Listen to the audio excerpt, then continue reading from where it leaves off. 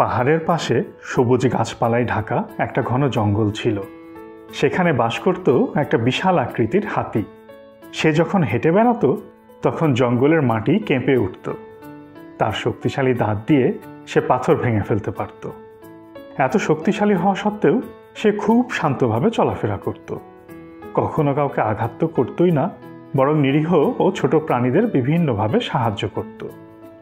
ঝোড়ো বাতাসে পাখিদের বাসা গাছ থেকে নিচে পড়ে গেলে হাতি তার শুঁড় দিয়ে সেটা তুলে দিত। গাছের উঁচু ডাল থেকে ফল নামিয়ে ছোট ছোট প্রাণীদের খাওয়াতো। সে তার পিঠে চড়িয়ে ছোট প্রাণীদের নদী পার করে দিত। এসব কারণে জঙ্গলের প্রাণীরা তাকে খুব পছন্দ করত। একদিন জঙ্গলে এলো এক বন্য শূকর। সে ছিল খুবই অহংকারী, রাগী আর রুক্ষ স্বভাবের। জঙ্গলের ছোট আর নিরীহ প্রাণীদের দেখে সে ভাবল তার শক্তি আর সাহস দেখিয়ে সে সবার উপর কর্তৃত্ব করবে। এই ভেবে সে সবাইকে ভয় দেখাতে লাগলো। কিন্তু একদিন হাতিকে দেখে সে দ্বিধায় পড়ে গেল। তার চেয়ে বড় ও শক্তিশালী হাতির সাহস তার চেয়ে বেশি কিনা বোঝার জন্য সে হাতিকে রাগিয়ে দিতে চাইল। সে হাতিকে ধাক্কা দিয়ে বলল, তুই এত বড় কিন্তু তোর কোনো সাহসই নেই। সাহসী প্রাণীরা কখনো এত শান্ত স্বভাবের হয় না। হাতি তখন মুচকি হেসে বলল, সবসময় শক্তি দেখানোই সাহস নয়। এই বলে সে শূকরকে এড়িয়ে চলে গেল। শূকর তখন সবাইকে বলতে লাগলো যে হাতির এই শান্ত স্বভাব আসলে তার দুর্বলতা। জঙ্গলের অনেক প্রাণী শূকরের কথায় প্রভাবিত হলো।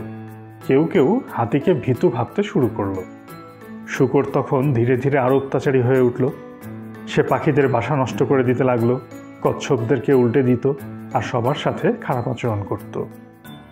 তারপর একদিন আকাশ কালো মেঘে ঢেকে গেল, বজ্রপাত শুরু হলো, বাতাস তীব্র হয়ে গেল আর নদীর পানি ফুলে উঠল। বন্যপ্রাণীরা ভয়ে লুকিয়ে পড়ল। শূকর তখন ভাবল, এই তো সুযোগ সবাইকে তার সাহসের প্রমাণ দেওয়ার। সে চিৎকার করে বলল, আমি কোনো ঝড়কে ভয় পাই না, আমি আজ দেখিয়ে দেব আমি কত সাহসী। এই বলে সে দৌড়ে নদীর ধারে গেল আর উত্তাল পানিতে ঝাঁপ দিল।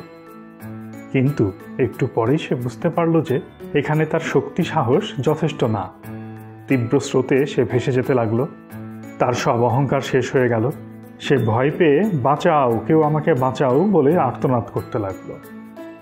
শূকরের চিৎকার শুনে হাতি ছুটে আসলো।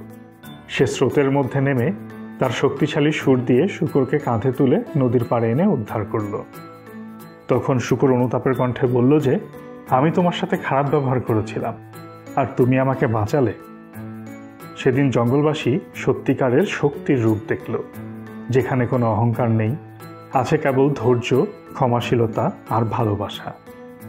আর শূকরও বুঝে গেল সবচেয়ে শক্তিশালী সেই যার শক্তির প্রমাণ দেওয়ার কোনো প্রয়োজন নেই।